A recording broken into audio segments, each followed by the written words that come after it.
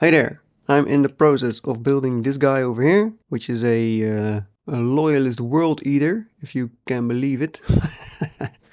I hardly can, but still, apparently it's something that's possible. It's a very cool little project, and it's based on a Primaris body. Yeah, so I always base my builds on the Primaris bodies because they're quite a bit bigger than the old Mark VII bodies, and the proportions are much nicer. But I have some issues with the Primaris, but I'll get to that in a bit. But as you will know, the Primaris bodies are quite a bit bigger, and even compared to the Horus Heresy bodies, they're quite significantly larger. So using Horus Heresy, which are also nicely proportioned, will make them stand out from Primaris armies, simply because they're a little bit smaller. And even the Horus Heresy bodies are bigger than the Mark VII tactical kit that's out there. Yeah, so I don't have many problems with the design of the Primaris armor at all. Actually, I quite like it because the proportions are good and it's very nicely designed. However, my main problem is with the kits. Not necessarily the body, but with the kits for the Primaris. So I ran out of Primaris bodies for conversion, so I had to order some new ones. And I was looking around for which body should I source for my conversions. And I already used the Assault Intercessors before, which are the running legs for some interesting poses. And I had some push fit Intercessors before that, which are the more static poses, which is what Captain YouTube is based on. And I looked at the Primaris Intercessors kit, and I was not very happy. And then I looked at the Hellblasters kit, and I was even less happy. Because mainly the poses for the Hellblasters are kind of wonky. But the regular Intercessors kit, my problem is that every Marine looks the same. There's very little differentiation between the models. They all have exactly the same armor, but just in a different pose. So it's kind of copy-pasted between the models, and there's very little variation in the armor. Now, if you look at the tactical squad, and that's kind of the squad that I grew up with, because I stepped into Warhammer around 3rd edition. That's when the plastic Mark VII kit came out. There's actually quite a lot of differentiation between the models. It's a mix between Mark VII and Mark VI. There's some beaky helmets, there's some leg armor without the kneecaps, and there's some different torsos, and there's some different stuff going on, which I think is very interesting because that makes it have a lot of variation. Even if you paint everything exactly the same colors, there will still be some visual differentiation between the models, which is not the case for the Primaris. The other thing I don't really like about the Primaris kit is the helmet. Well, okay, I don't dislike the helmet, but I'm just a fan of the Mark VII helmet, and I think that's mainly nostalgia. I grew up with that helmet, so that's what I prefer. The new helmet is cool as well, but it's not Mark VII. I like all these variations in the helmets, so there's some cool. The Black Templars have some cool different styles as well.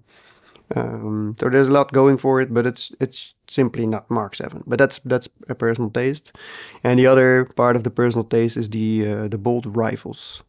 I don't like those too much either. So the bolt rifles, they're quite big and long. Yeah, and as I said, what I grew up with was this bolter. This is a Chaos version from 3rd edition. Yeah, it's a bit shorter, it's a bit stubbier, and I simply like it a lot. Yeah, so this is, and the other one that I grew up with as well is the one before that, which is this one, which is also really cool, which is even wider. This is quite a cool look. Yeah, and this is just not my taste. So I actually did order a pack of Intercessors, but then, for some reason, I stumbled upon something else, which is Space Wolves Grey Hunters. Came out not too long ago, and when they came out I was not too impressed either. But while I was sourcing new bodies, it actually became a very much more interesting kit for a couple of reasons. So there's the poses are actually quite more dynamic. than the regular Intercessor one. So you have some walking guys, you have some tactical rocks, you have some more tactical rocks, and you have some like just some ready poses.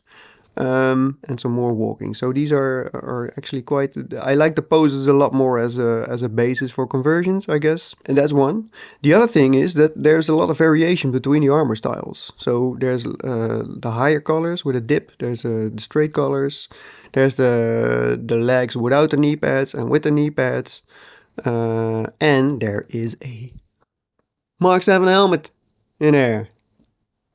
So that's quite cool. There's some interesting heads in here as well, and you get a combination of chain swords and an axe and some other weapons. So I think there's a bit more variation in there, and the armor is not that much decorated. So I think you can get if you don't build Space Wolves, you can actually get rid of a lot of these Space Wolves things without too much problems. So I think this is actually quite a good kit for to use as a base for conversions. You also get these shoulder pads without the rim, which is interesting as well. So actually, in variation, this kit to me feels closer to the tactical squad than the Primaris Intercessors. There's also the Blood Claws kit. They have some even more dynamic poses, so that might be cool as an alternative to the Assault Intercessors. And the thing there is, so in this kit you get 2 Mark VII helmets, because it's twice the same sprues. So if you see one helmet, there's actually 2 in there. For the Blood Claws, there's actually 2 variations of the Mark VII, so in total you will get 4 Mark VII helmets, and you get a Mark VI helmets, like the beakies in there as well. So the Grey Hunters don't have the beaky, but the Blood Claws do, which I think is a bit weird, because the Blood Claws are supposed to be the young Space Marines, or the fresh initiates, but they have older equipment than the veterans. I don't know. What's also cool in this is that you get these bolters. A similar one was already actually in the Black Templars kit and in the Scouts kit. So this is from the Black Templars, and this is from the Space Wolves kit. And these are actually quite close to the original bolters from 3rd edition. So that's cool. So if you compare it to the rifle, it's a bit shorter and stubbier, as I mentioned before. Yeah, so as I said, you actually, in the box of Grey Hunters, and for the Blood Claws it will be the same. You get 2 sprues twice, so there's doubles of these. And there's lots of cool stuff on there. So as you can see here, there's the Mark VII helmet, which is actually a Mark VII, but then with the ear guards, like the current helmets, which is quite nice. I think it's a cool combination of styles. There's also a plasma pistol in there. Yeah, and the chest pieces. So there's more variation in the chest pieces, which I like a lot as well. So you get a power fist, you get a different style of chain sword with the chain that goes over it, which is interesting. A power sword too. I haven't bought the Blood Claws yet. I might do so in the future, simply because the running poses are quite cool. I think the running poses of the Blood Claws kit are more interesting than the Assault Intercessors kit. Now the other option, of course, for the conversions would be to go for the Black Templars kit. But all the Black Templars kits have the tabards. And also the veterans, Space Marine veterans have the tabards, and the Command Squad have the tabards. So that's, I think it's cool, but not every model needs to have a tabard, in my opinion. I mean, he has, of course. If you just want like the more regular armor, I think this is a cool fit. What I did here is I shaved away the entire front piece, and also the second layer of the front piece. Let me see if I can show what I mean. So if you have the torso, there's like the icon, but then there's a layer of armor on top of that as well. So I got rid of both of those because I am going to remake a color that's a bit bigger. These arms are from the Space Wolves Wolfen, because the request was to give him some big bare arms. And I shaved I filed away the hair. So normally there's lots of hair on these arms because they're Space Wolves, but not anymore. And now it looks more like a regular buff arm. I looked into sourcing bare arms as well, and I couldn't really find a lot of them. There's the Scouts, of course, which have them, which you could use, but they're a bit smaller. And the other option is the Goliaths from Necromunda, but they too are a bit smaller. I don't have them, but if you compare them online, you can see that there's a bit of a size difference between the two. So those didn't fit this project.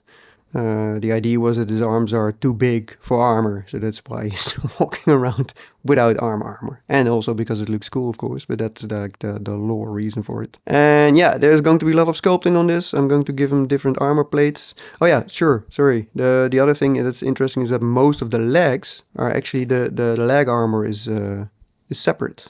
So if you want to sculpt something else, you don't need to remove all the detail or the armor that's there. You can simply remove it and sculpt something fresh on top. So that's going to be interesting as well. I'm not sure whether I'm going to do that for this model or simply sculpt on top, but I have both options, which I think are nice. That's also why I haven't glued it in place just yet. Anyway, so those are some thoughts on the Primaris armor. As I said, I'm not a Primaris armor hater. I actually like it quite a lot.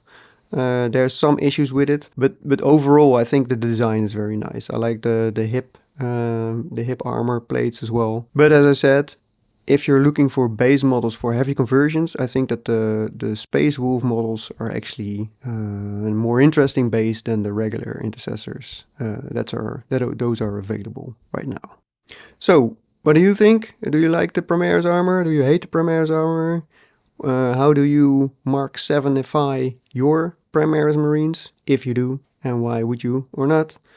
I'm still hoping actually for a Mark VII kit for the Horus Heresy, which might happen because it did exist during the Horus Heresy, as I did understand, and then the scale would size up again, because making Mark VII in Primaris sized would not really fit the lore, but Mark VII in Horus Heresy size would be the perfect fit and a great update to the Tactical Marine kit.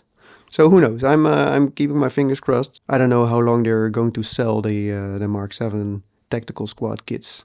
Yeah, so let me know what your tricks are for this, and I'll see you in the next one. Goodbye.